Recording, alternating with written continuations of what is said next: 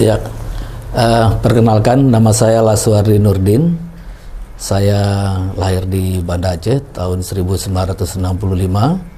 Saat ini saya tinggal di perumahan Villa Pamulang, Jalan Sinta 1, Blok DA3 nomor 11, Pamulang, Tangerang Selatan. Pendidikan saya terakhir di Sarjana Teknik Mesin Universitas Islam Sumatera Utara, dan saya mulai bekerja di perusahaan jasa konstruksi di Jakarta tahun 1993 di PT Raka Utama, dan setelah itu saya pindah lagi ke perusahaan properti sampai tahun 2008.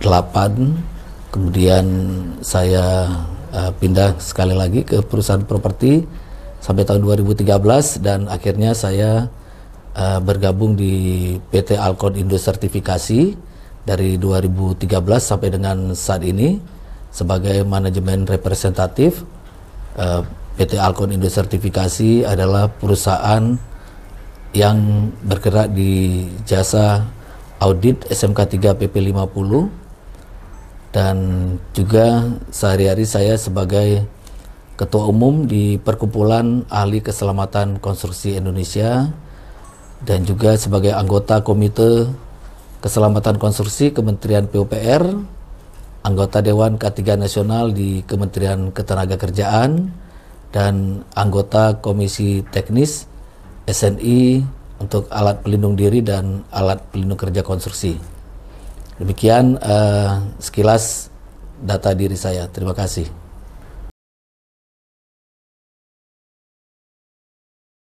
Ya, aktivitas saya sehari-hari saat ini selaku narasumber pada bimbingan teknis Sistem Manajemen Keselamatan Konstruksi di Kementerian PUPR, dan juga sebagai auditor senior SMK 3 PP 50 tahun 2012.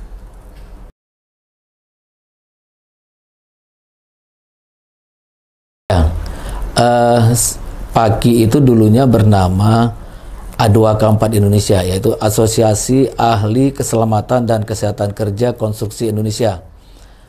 Asosiasi kami berdiri pada tahun 1998 di bulan Desember di Hotel Cemara, Jakarta Pusat.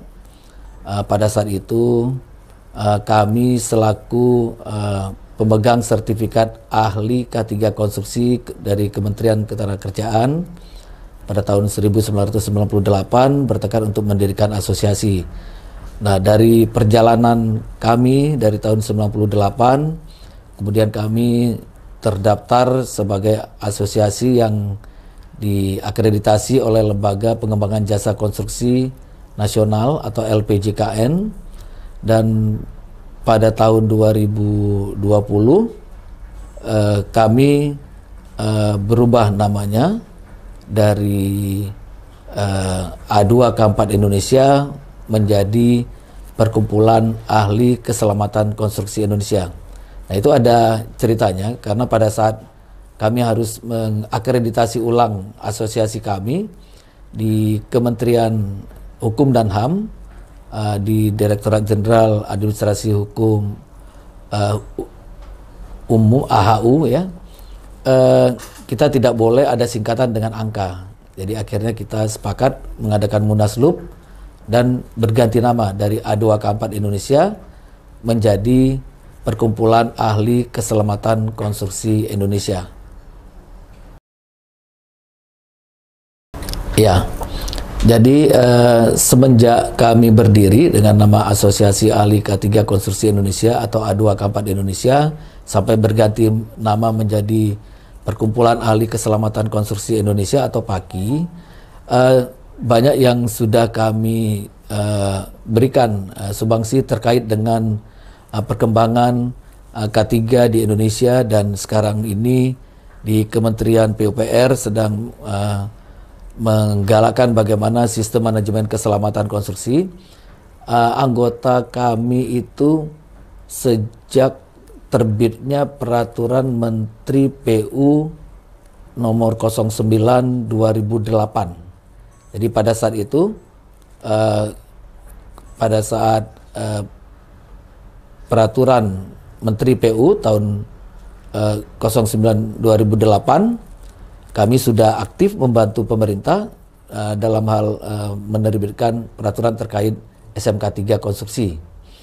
Kemudian pada tahun 2014 kami terlibat lagi, termasuk saya terlibat dalam merevisi Permen PU 09 2008 dengan terbitnya Permen PU 05 tahun 2014, dan kemudian pada saat PU merubah diksi SMK 3 konstruksi menjadi SMKK atau Sistem Manajemen Keselamatan Konstruksi, kami di Perkumpulan Ahli Keselamatan Konstruksi Indonesia atau PAKI, saya terlibat dalam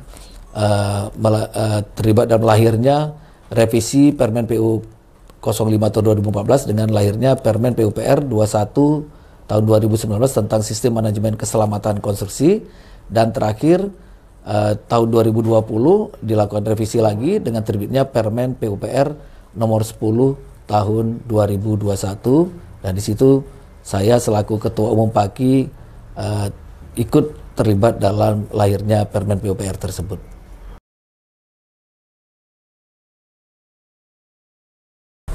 Ya, pada saat berdiri asosiasi, saya waktu itu menjabat Ketua Bidang Diklat.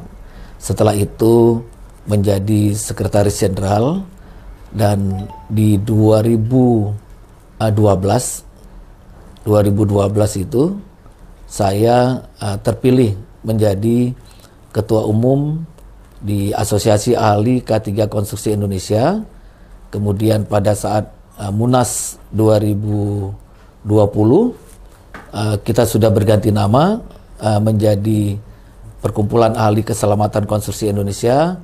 Saya masih dipercaya oleh teman-teman di wilayah dari Aceh sampai ke Papua kembali meminta saya untuk menjadi Ketua Umum dan memimpin Perkumpulan Ahli Keselamatan Konstruksi Indonesia.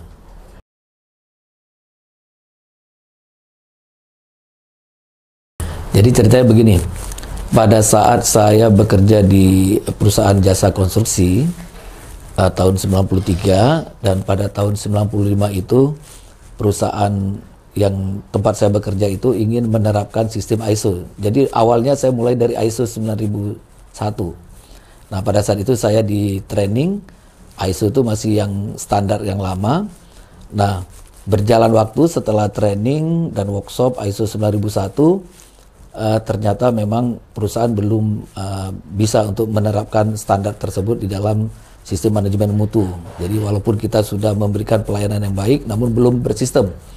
Nah, pada tahun 98, pada saat itu Kementerian Ketenagakerjaan, ya, atau dulu Depnaker, dengan Kantor Wilayah Pekerjaan Umum Kanwil PU DKI Jakarta bekerja sama untuk mengadakan pelatihan petugas K3 konstruksi.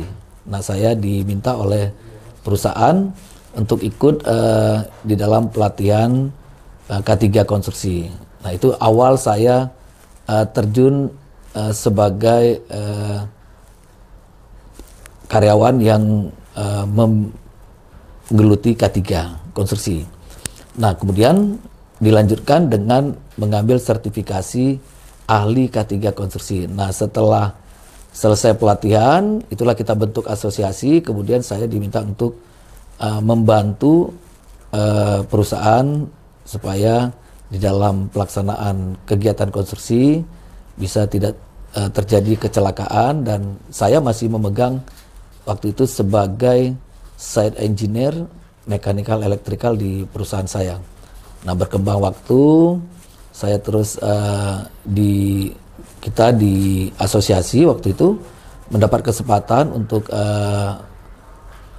pendidikan lagi di Jepang, ya, oleh DK3N. Kita diberi kesempatan dan saya dikirim oleh asosiasi dan saya melapor ke perusahaan. Akhirnya perusahaan support, sehingga setelah pulang dari situ saya terus membantu perusahaan bergerak di bidang K3 konstruksi. Demikian. Ya, tantangan terbesar pertama adalah karena perusahaan belum bersistem. Jadi kalau kita menerapkan K3, selain bagaimana kita merubah perilaku pekerja, perusahaan harus bersistem. Itu kunci awalnya dulu. Perusahaan harus punya sistem manajemen K3.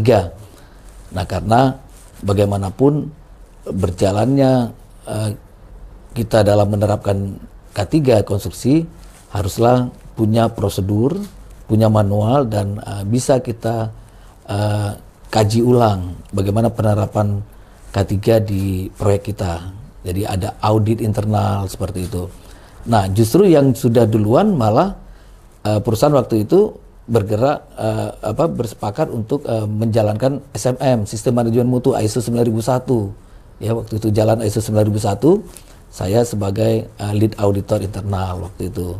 Jadi mengawal supaya sistem manajemen mutu bisa berjalan dengan baik. Udah berkembang, kemudian saya keluar dari perusahaan, masuk di properti, saya dipanggil oleh perusahaan lama saya untuk men-set up sistem manajemen K3 berdasarkan dulu masih Permenaker 596 waktu itu ya. Jadi Permenaker 596 saya diminta untuk men-set up sistem manajemen K3 di perusahaan, dan alhamdulillah sampai sekarang masih berjalan. Saya masih terus membantu untuk melaksanakan audit di perusahaan tersebut.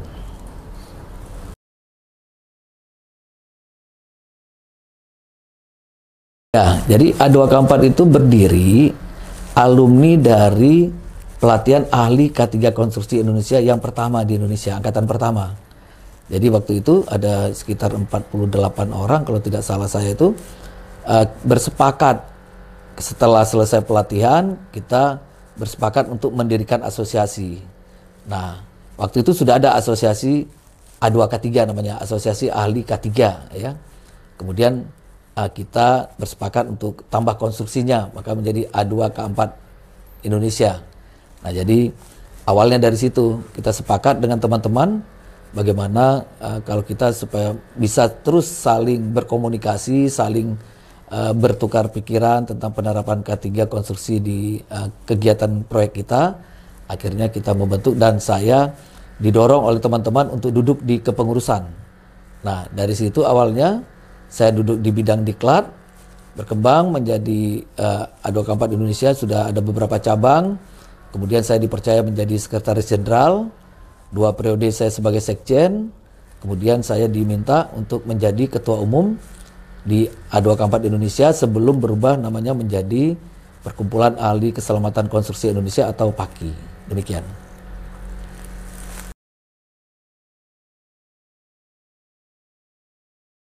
Nah, pertama, proses akreditasi ulang di Kementerian PUPR, asosiasi harus terdaftar di Kementerian Hukum dan HAM. Dulunya kan kita terdaftar di Kesbangpol, Kementerian Dalam Negeri, ya. Nah, ada aturan baru, saya lupa nomornya itu di Kemenkumham, bahwa asosiasi itu singkatannya nggak boleh ada angka. Jadi kita kan A2K4 Indonesia, kita mau singkat, apalagi kan susah. Jadi akhirnya kita bersepakat, sudah kita ganti nama aja menjadi Perkumpulan Ahli Keselamatan Konstruksi Indonesia.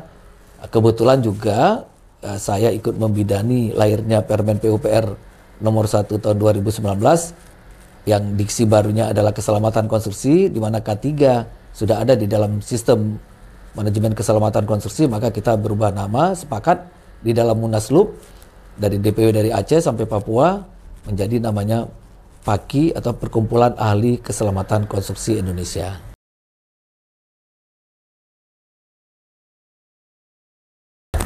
Pengurus PAKI itu memang banyak dari teman-teman yang bekerja di BUMN, kemudian mantan-mantan atau orang-orang yang sudah purna di BUMN, di perusahaan-perusahaan konstruksi, kemudian perusahaan migas, dan juga teman-teman purna di kementerian, baik itu Kementerian PUPR ataupun di Kementerian Ketenagakerjaan. Kita beberapa perusahaan kita sudah bekerja sama, seperti perusahaan yang bergerak di bidang sumber daya manusia, pengembangan sumber daya manusia. Kemudian kita juga bekerja sama dengan kampus. Nah, itu sasaran kita memang dari dulu adalah bagaimana mahasiswa pada saat dia sudah mendapat ijazah, ada pendamping ijazah, semacam sertifikat pendamping ijazah, dan kami memperkenalkan bagaimana keselamatan konstruksi, atau dulu kita kenal dengan K3 konstruksi, bisa dikenal oleh adik-adik mahasiswa. Jadi beberapa universitas negeri dan swasta, bahkan sampai ke Papua pun kita sudah bekerja sama dengan kampus-kampus.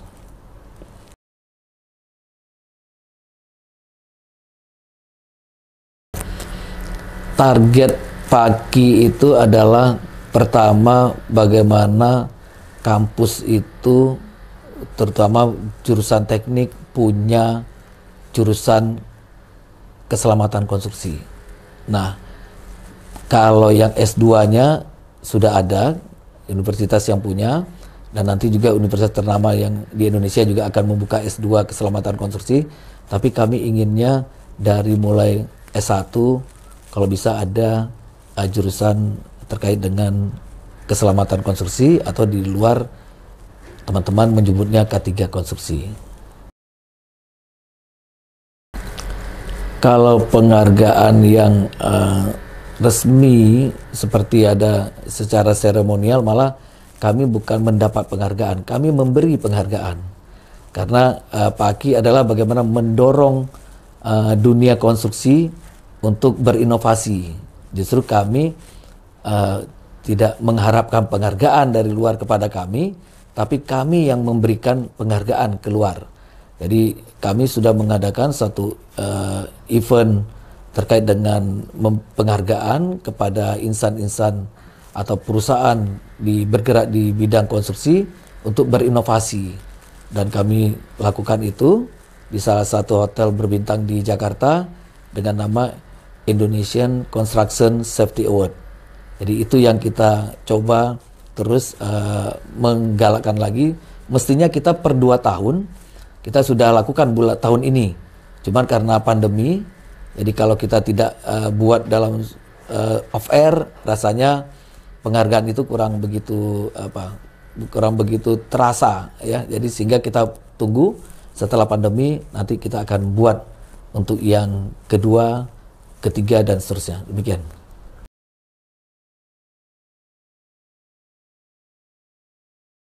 Ya, jadi untuk adik-adik mahasiswa yang memang ingin nantinya terjun setelah tamat kuliah ke K3, baik itu di migas, di K3 konstruksi, ataupun di industri umum, pertama adalah senangi dulu K3. K3 itu harus menjadi satu hal yang menyenangkan. Setelah itu rajin-rajin untuk mengikuti webinar, karena sekarang ini memang zamannya sedang zaman yang bisa Zoom gitu ya. Kalau dulu kan harus ke hotel, bayar mahal, sekarang tidak. Dan dengan biaya murah juga bisa. Namun bukan soal biayanya. Jadi kalau kita ingin maju, pasti ada pengorbanan, baik itu waktu maupun biaya. Jadi biaya yang dikeluarkan, apalagi Zoom sekarang murah, anggap saja sebagai biaya untuk kita menimba ilmu ya. Dan yang paling penting adalah menyenangi dulu. Karena begitu kita senang, itu apapun yang diajarkan itu bisa masuk. Tapi kalau itu hanya sekedar kita mengumpulkan sertifikat, yang terjadi adalah Anda punya banyak sertifikat, tapi Anda tidak menjiwai apa itu K3 secara umum. Demikian. Ya, untuk teman-teman yang bergerak di sektor konstruksi, pesan saya adalah patuhi peraturan yang ada. Apa peraturan yang ada? Baik Undang-Undang 170 ya, ada peraturan pemerintah nomor 50 tahun 2012 yang sudah duluan keluar. Sekarang ada lagi peraturan pemerintah nomor 14 tahun 2021, yaitu perubahan tentang peraturan pemerintah nomor 22 atau 2020 tentang petunjuk pelaksanaan dari Undang-Undang Jasa Konstruksi nomor 2 tahun 2017, di mana di dalam peraturan pemerintah nomor 14 tahun 2021 bagi pengguna jasa dan penyedia jasa wajib menerapkan sistem manajemen keselamatan konstruksi. Nah, untuk teman-teman yang bergerak di bidang HSE di perusahaan ya atau K3 konstruksi, kita sudah punya manual, kita sudah punya prosedur. Ingat, referensi dalam prosedur kita harus mengacu kepada peraturan. Nah, peraturan yang ada sekarang ada PP 14 2021, ada Permen PUPR nomor 10 tahun 2021 tentang penerapan sistem manajemen keselamatan konstruksi. Itu yang menjadi landasan kita. Sehingga apapun aktivitas kita di dunia konstruksi, target kita nihil kecelakaan konstruksi bisa tercapai apabila persyaratan peraturan perundangan dan standar kita penuhi. Baik, saya selaku Ketua Umum Perkumpulan Ahli Keselamatan Konstruksi atau PAKI ya, jadi saya berpesan kepada teman-teman, mari terus bersemangat untuk bagaimana PAKI ini bisa menjadi besar, baik teman-teman yang di wilayah maupun di pusat, dan yang paling penting adalah jaga terus kebersamaan dan kekompakan kita. Karena perkumpulan ini bisa besar karena kita bersama-sama dan kita kompak. Jadi itu pesan saya, semoga PAKI bisa kita teruskan sampai anak cucu kita dan generasi pengganti kita yang bergerak di dunia K3 konstruksi atau keselamatan konstruksi.